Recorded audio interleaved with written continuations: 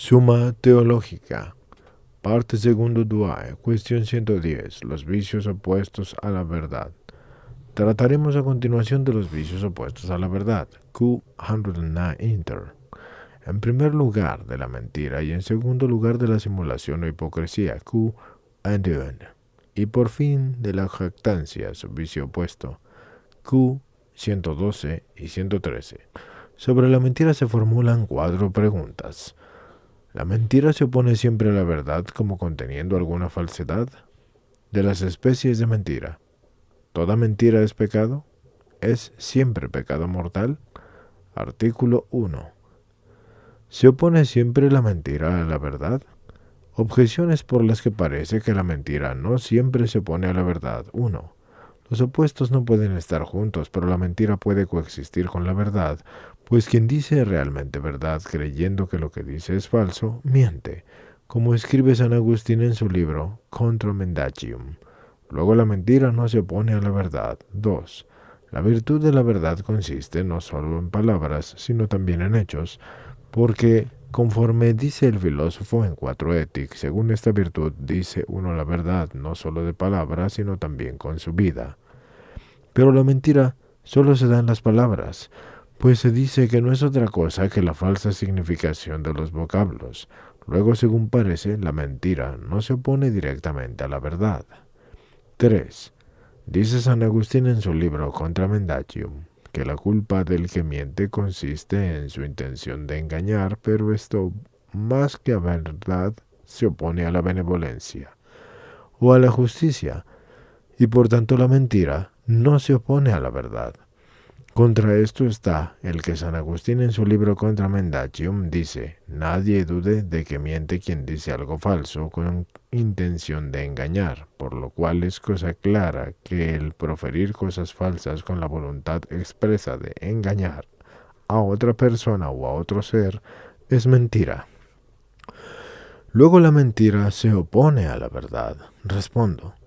El acto moral se especifica por 2 cosas, por su objeto y por su fin, ya que el fin es el objeto de la voluntad y ella es el primer motor de los actos morales.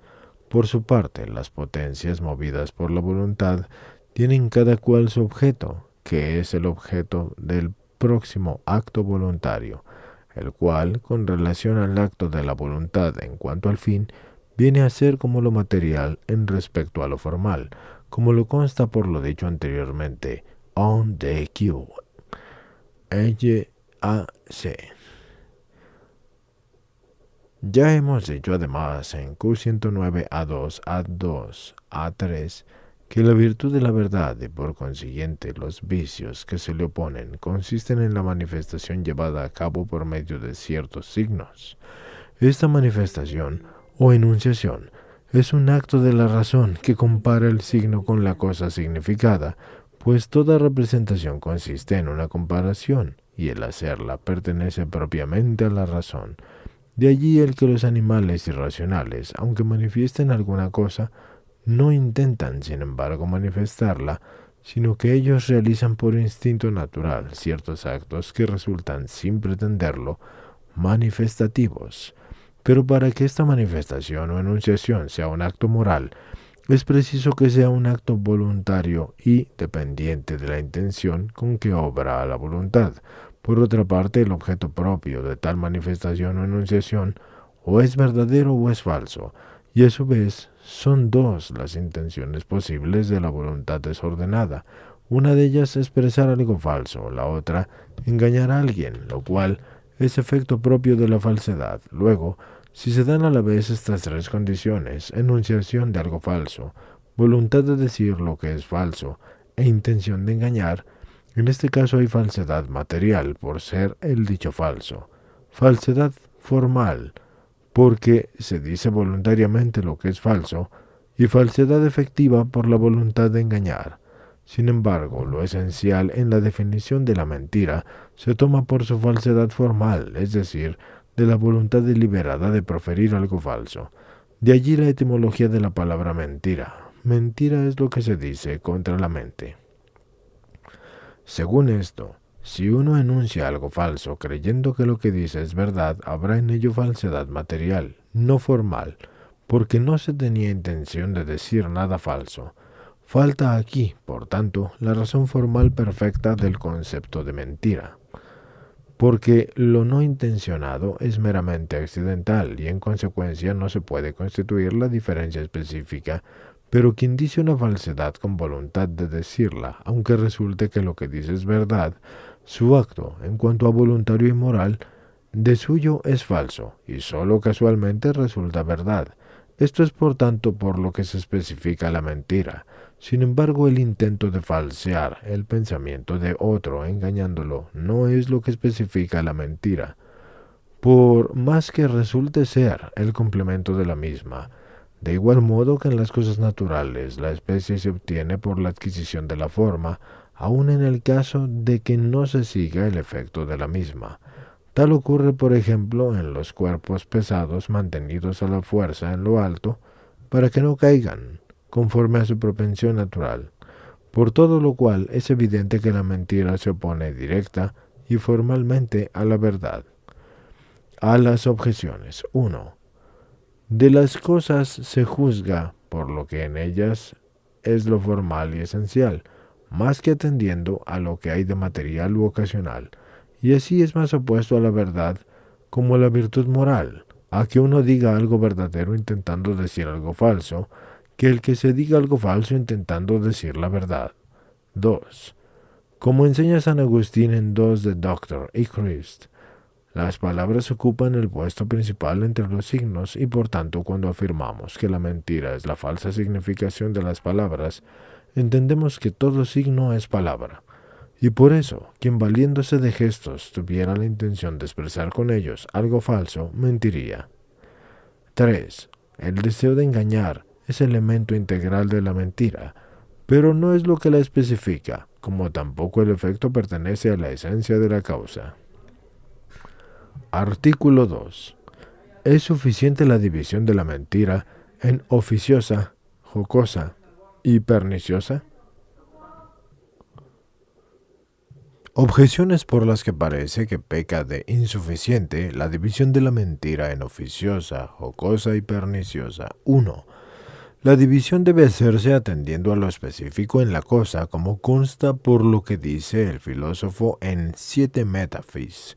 Pero la intención de lograr un efecto no es lo específico del acto moral, sino algo accidental, razón por la cual de un solo acto pueden seguirse diversos efectos. Ahora bien, esta división de la mentira se hace atendiendo al efecto, intentando pues la jocosa, y es la que se dice para divertirse.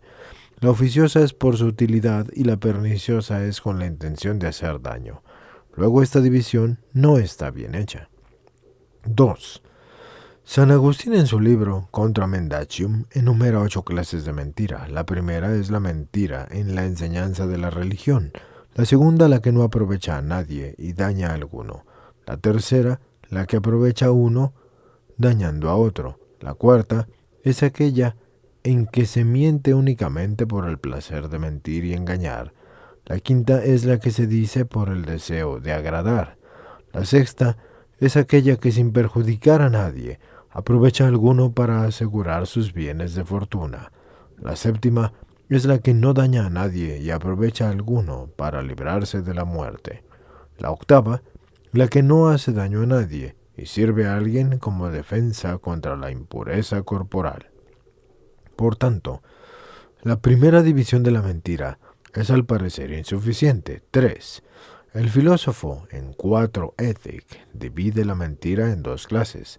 La jactancia que peca contra la verdad por exceso, exagerándola, y la ironía que se aparta de ella quedándose corta.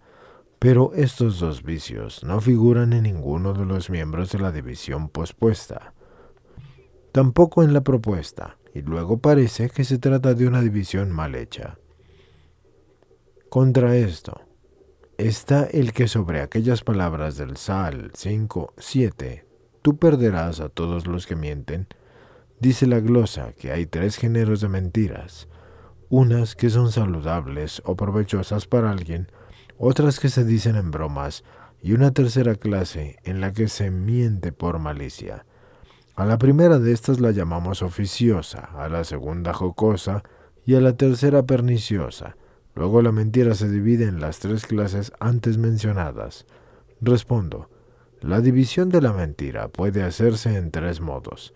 Primero, atendiendo al concepto de mentira en cuanto a tal, y esta es la división propia y esencial. Según esto, la mentira se divide en dos. Por exceso en jactancia, que consiste en sobrepasar las lindes de la verdad, y en ironía, que por carta de menos, queda lejos de la verdad, como nos consta por lo que dice el filósofo en 4 Étic. Esta es la división propia de la mentira, porque la mentira en cuanto a tal se opone a la verdad, conforme a lo dicho A1, y la verdad no es otra que cierta igualdad a la que de suyo se oponen lo más y lo menos. El segundo modo posible de dividir la mentira es por razón de su culpabilidad y se hace atendiendo a lo que por parte de fin intentando agrava en ella o disminuye así la culpa. Ahora bien, se agrava la culpa de la mentira si se profiere con la intención de perjudicar a otro y recibe el nombre, en este caso, de mentira perniciosa, y en cambio se disminuye si la mentira se ordena a conseguir algún bien, ya que se trate de un bien deleitable, lo que daría lugar a la mentira jocosa, o ya que se pretenda un bien útil, lo que daría lugar a la mentira oficiosa, con la que unas veces se intenta ayudar a otro y otras librarle de un mal. Tal es la división tripartita de que hemos hablado, Arg 1. La tercera división de la mentira, más universal, es la que se hace por razón del fin con que se dice, sea que aumente o no por este motivo, o disminuya o no su culpabilidad. Según esto, se le divide en los 8 miembros antes mencionados, Arg 2.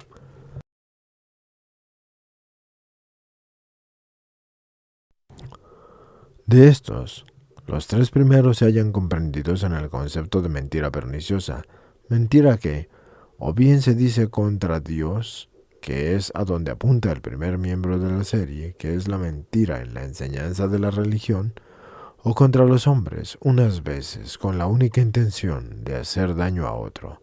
Y tenemos ya la segunda mentira enumerada, la que a nadie le aprovecha y daña a alguien, y otras con la intención de que aprovecha uno del daño que se hace a otro. Y tenemos la tercera, la ventajosa para uno y nociva para el otro.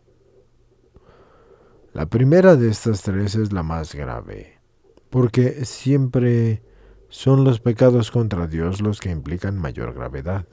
Como ya dijimos antes, Q94A3, on the Q73A3.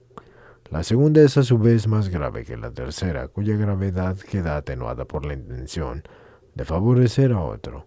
Después de esos 3 miembros de la división que acrecientan la culpabilidad, llegamos al cuarto, en el que la mentira tiene ni más ni menos la dosis de culpa que le es propia. Tal es la mentira que se dice únicamente por el placer de mentir, la que procede del hábito contraído. Por lo que a este propósito dice el filósofo en 4 Ethics que el mentiroso en cuanto a tal, debido a la mala costumbre de mentir, se goza de la misma mentira. En cambio, los 4 modos de mentir que siguen disminuyen la culpa de la mentira, pues el quinto modo es la mentira jocosa, la que se dice en bromas. Los 3 últimos se reducen a la mentira oficiosa, en la cual lo que se intenta es hacer bien a otro, ya se trata de bienes exteriores, y para esto está la sexta, porque entre estas mentiras, la que le ayuda a conservar los bienes de fortuna, ya de lo útil así para el cuerpo, y aquí también otra mentira, la séptima, mediante la cual se pretende librar a otro de la muerte, ya de lo que contribuye al esplendor de la virtud, y así tenemos la octava. Está claro que cuanto mayor es el bien intentado al mentir, tanto menor es la culpa de la mentira. Según esto, si bien se considera el orden segundo en dicha enumeración no es otro que el que por razón de su mayor o menor culpabilidad se da en este caso entre la mentira y mentira, pues el bien útil es preferible al deleitable, la vida corporal a las riquezas y la honradez y la vida del cuerpo. Artículo 3. A las objeciones resulta evidente, por todo lo que acabamos de decir, quedan contestadas. Objeciones, por las que parece que no toda mentira es pecado. 1. Es evidente que los evangelistas al escribir el Evangelio no pecaron, pero parece que dijeron cosas falsas, pues frecuentemente relatan las palabras de Cristo y las de los demás, unos de una manera y otros de otra, de donde parece deducirse que alguno de ellos no ha dicho la verdad. Luego no toda mentira es pecado. 3. Por otra parte, se narran en la Sagrada Escritura los hechos ilustres de los santos para aleccionamiento de la vida humana, pero de algunos varones santísimos se nos dice que mintieron. Abraham, por ejemplo, Gen 12, 13 al 19 y 20, 2 al 5. Dijo que su esposa era su hermana, y Jacob mintió a sí mismo, diciendo que era Esaú, y con eso y todo obtuvo la bendición. Génesis 27. Y Judith también es alabada, a pesar de haber mentido a Holofernes. Luego no toda mentira es pecado. 4. Se debe elegir el mal menor para evitar un mal mayor. Como el médico amputa un miembro para que no se corrompa todo el cuerpo, pero el introducir en el pensamiento de alguien falsas opiniones es menor daño que el asesinar o ser asesinado. Luego el hombre puede mentir lícitamente para evitar que uno cometa un homicidio y para salvar a otro malo. Luego no toda mentira ha de evitarse. Así se salva a otro de la muerte. 5. Miente quien no cumple con lo prometido. Pero no todas las promesas tienen que cumplirse, porque según San Isidoro, debes faltar a la palabra dada cuando lo que prometiste es malo. Porque no toda mentira tiene que ser evitada. 6. La mentira, según parece, es un pecado porque el hombre con ella engaña al prójimo, pero de ahí lo que dice San Agustín en su libro Contra Mendacium: quien opina que hay mentiras que no son pecado, se engaña miserablemente a sí mismo, al pensar que procede honestamente, engañando a los demás.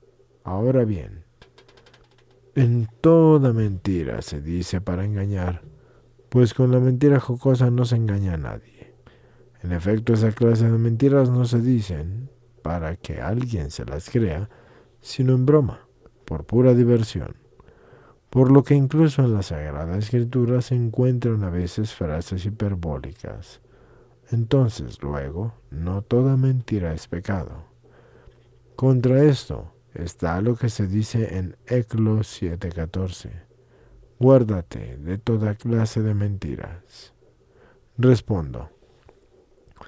Lo que es intrínseca y naturalmente malo no hay modo posible de que sea ni bueno ni lícito, porque para que una cosa sea buena se requiere que todo en ella lo sea. Pues como dice Dionisio en el capítulo 4 de Divnom, el bien requiere el concurso de todas sus causas. Para el mal, en cambio, basta un defecto cualquiera.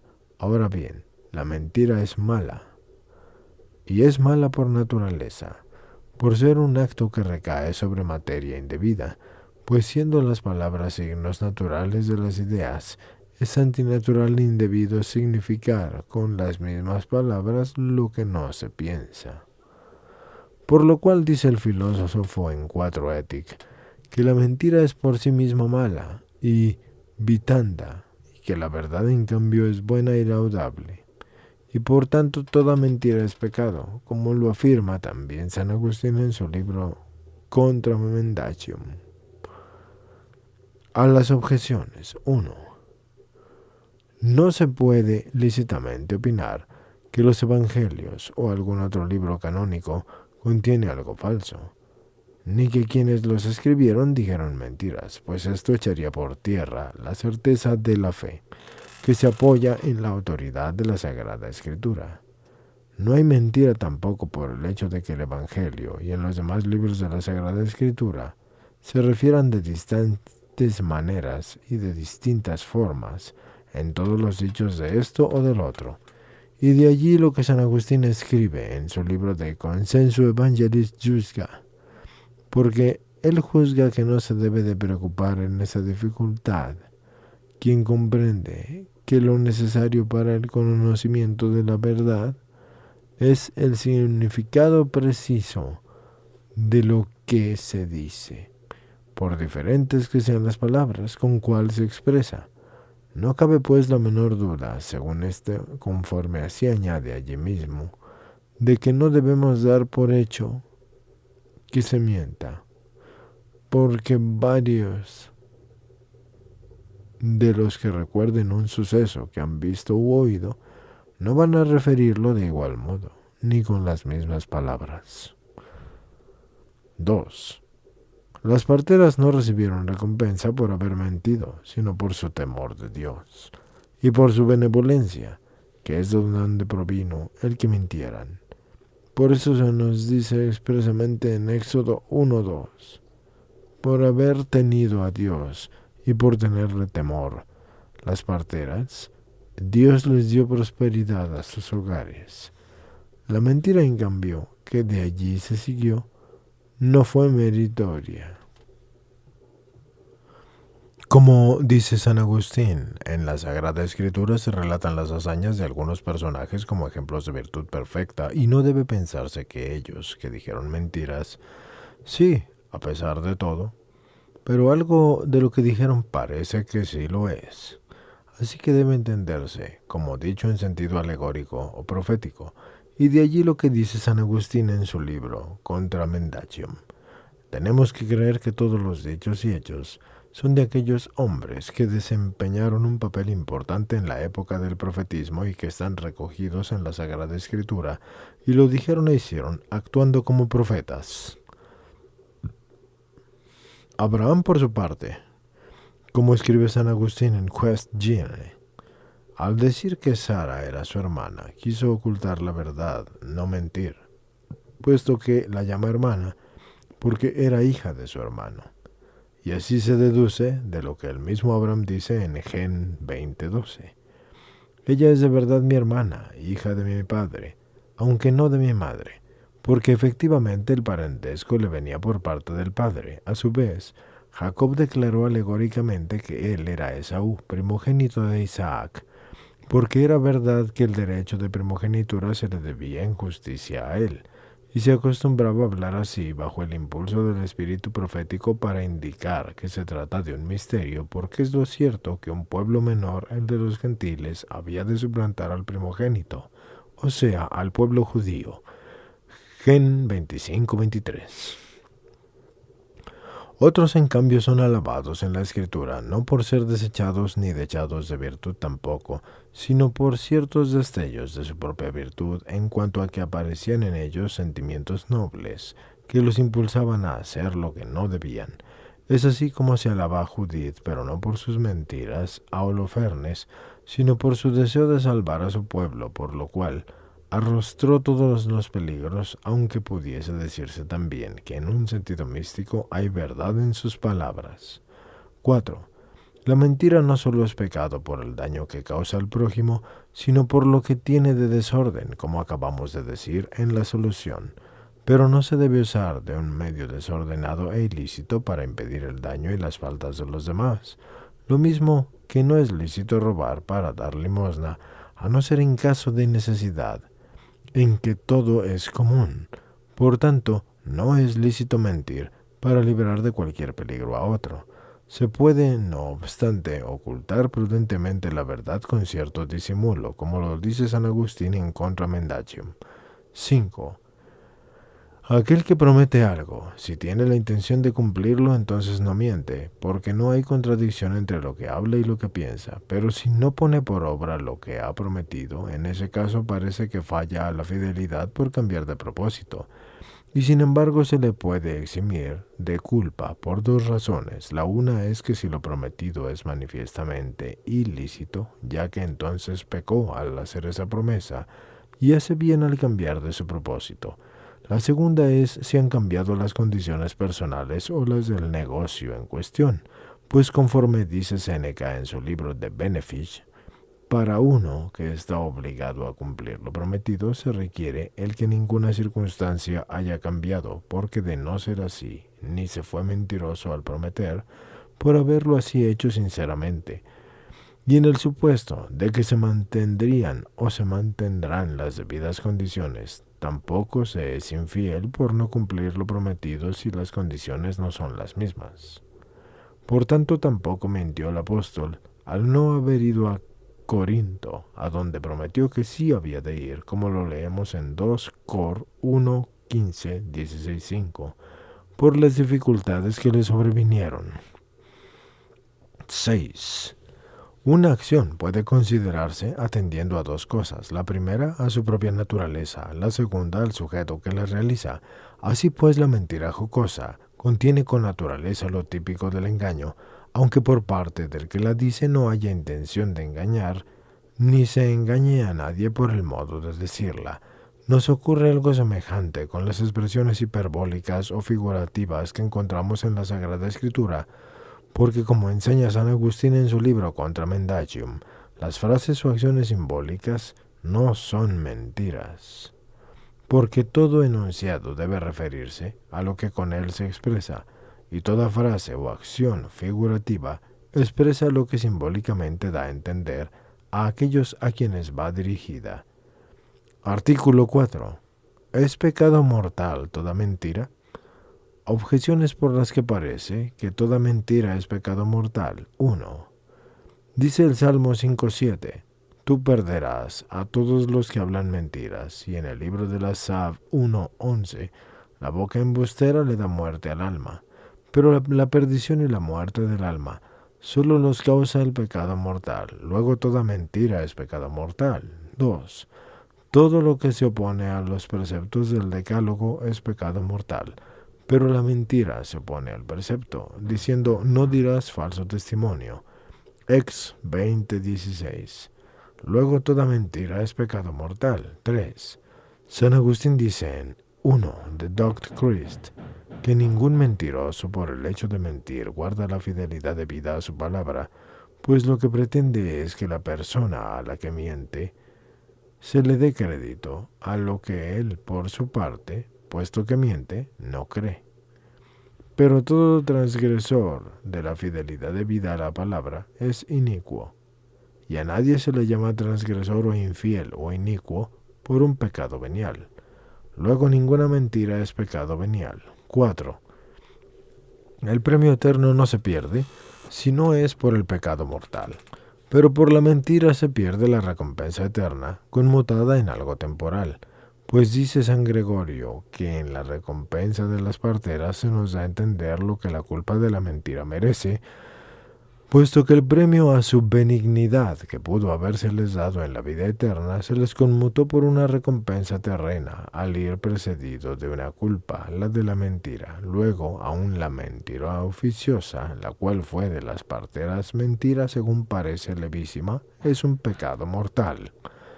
5. San Agustín dice en el libro Contra Mendacium que el precepto dado a los profetas es no solo no mentir, sino el no querer mentir. Pero el obrar contra un precepto es pecado mortal. Luego toda mentira de los perfectos es un pecado mortal, y por tanto por la misma razón serán mortales las de todos los demás, pues en el caso contrario estarían estos en mejores condiciones que aquellos. Contra esto está lo que San Agustín dice en In Cinque Psalm. Hay dos clases de mentiras que no constituyen una culpa grave, lo que no quiere decir que no haya culpa. Tienen lugar cuando bromeamos o mentimos en beneficio del prójimo. Ahora bien, todo pecado mortal es culpa grave. Luego la mentira jocosa y oficiosa no son pecados mortales. Respondo. Pecado mortal, en su sentido propio, es lo que se opone a la caridad, a la virtud por la que el alma vive unida a Dios, como antes se dijo, Q 24 a 12, Q 35 a 3, 1, 2, Q 72 a 5. Ahora bien, La mentira puede oponerse a la caridad de tres maneras. La primera, por sí misma; la segunda, por el fin intentado; y la tercera, ocasionalmente. Es contraria de lo suyo a la caridad por su misma falsa significación, y de hecho, si se trata de cosas divinas, se opone a la caridad para con Dios, cuya verdad, con tal mentira, se oculta o se adultera. Tal mentira, pues, no solo se opone a la virtud de la verdad, sino también a la de la fe y a la religión. Por tanto, esta mentira es gravísima y mortal. Si la falsedad versa sobre materias cuyo conocimiento supone un bien para el hombre, por ejemplo las de carácter científico o moral, tal mentira, por dañar al prójimo, induciéndolo al error, se opone a la caridad para con él. Por consiguiente es pecado mortal. En cambio, si el error causado por la mentira es acerca de esas cosas en las que el saber si son así o de otra forma no tiene importancia alguna, con ella en este caso no se daña al prójimo. Por ejemplo, cuando el engaño versa sobre hechos particulares que ni le van ni le vienen. Por tanto, tal mentira de suyo no es pecado mortal. La mentira, asimismo, se opone a la caridad por la razón del fin intentado. Tal es el caso de la que se dice para injuriar con ella a Dios, la cual constituye siempre pecado mortal, como contraria a la religión, o para dañar al prójimo en su persona o en sus bienes o en su fama, que también esta es pecado mortal, porque lo es así el hacer daño al prójimo, y basta con la intención de cometer un pecado mortal para pecar mortalmente. Pero si el fin intentado no es contrario a la caridad, tampoco la mentira por ese motivo será pecado mortal, como se echa de ver en el caso de la mentira jocosa, cuyo fin es divertir un poco, y en la oficiosa, en la que uno busca incluso ser útil al prójimo.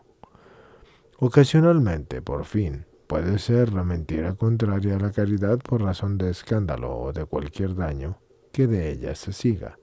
También en un caso así, o sea, cuando a uno le trae sin cuidado el mentir en público, a pesar del escándalo que de ello se va a seguir, eso será pecado mortal.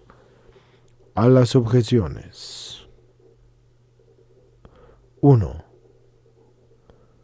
Estos textos aducidos se refieren a la mentira perniciosa, tal como lo explica la glosa sobre aquellas palabras del Salmo: perderás a todos los que hablan la mentira.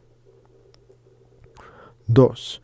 Puesto que todos los preceptos del Decálogo se ordenan al amor de Dios y del prójimo, como antes se dijo, Q44, A1, A3, 1, 2, Q11, Q100, A5, A1, en tanto que la mentira es contraria a un precepto del Decálogo, y en cuanto que se opone a dicho amor, por eso se prohíbe expresamente el falso testimonio contra el prójimo. 3. También del pecado venial, en sentido amplio, se puede decir que es una iniquidad en cuanto a que es algo marginal con respecto a la equidad de la justicia. Por eso se nos dice en la primera de Juan 3:4 que todo pecado es iniquidad, y en ese mismo sentido habla San Agustín. 4. La mentira de esas parteras puede considerarse de dos modos: primero, atendiendo a sus sentimientos de benevolencia hacia los judíos y de temor reverencial a Dios, por lo que se elogia en ellas su conducta virtuosa. Y en este sentido se les debe recompensa eterna, pero por esto dice San Jerónimo que Dios construyó para ellas moradas espirituales. Segundo, atendiendo al acto mismo externo de mentir, y por tal acto ciertamente no pudieron merecer la recompensa eterna, sino que en todo caso alguna recompensa temporal, con cuyo mérito no está reñida la deformidad de la mentira, como lo está en el mérito de la recompensa eterna. Tal es el sentido que ha de darse a las palabras de San Gregorio, porque no quiere decirse, como se deducía de la objeción, que por aquella mentira merecieran perder la recompensa eterna que antes habían merecido por su buen corazón. 5. Algunos opinan que las mentiras de los perfectos son todas ellas pecado mortal, pero en esto van contra toda razón, pues ninguna circunstancia comunica al acto gravedad mortal, sino la que cambia la especie del mismo. Ahora bien, La circunstancia de persona no cambia la especie de sus actos, a no ser por algo sobreañadido. Por ejemplo, si con ellos se quebranta un voto de la misma, pero nada de esto puede decirse si se trata de mentiras jocosas y oficiosas, por lo que ninguna de estas es pecado mortal en los perfectos, a no ser ocasionalmente por la razón del escándalo. A esto puede referirse lo que dice San Agustín, que el precepto dado a los perfectos es no solo no mentir, sino el no querer mentir. Y aun esto mismo no lo afirma de manera categórica, sino dejándolo en dudas, ya que antes de estas palabras dice a no ser quizá como de perfectos, etc. Ni vale como argumento en contra del que se considera como profesionales. Por lo que a la custodia de la verdad se refiere, a los que están obligados a decirla por su cargo de maestros o de jueces, si estos mienten en los juicios o en la enseñanza, tal mentira sí será pecado mortal, pero en los demás casos, aunque mientan, su pecado no tiene por qué ser tan grave.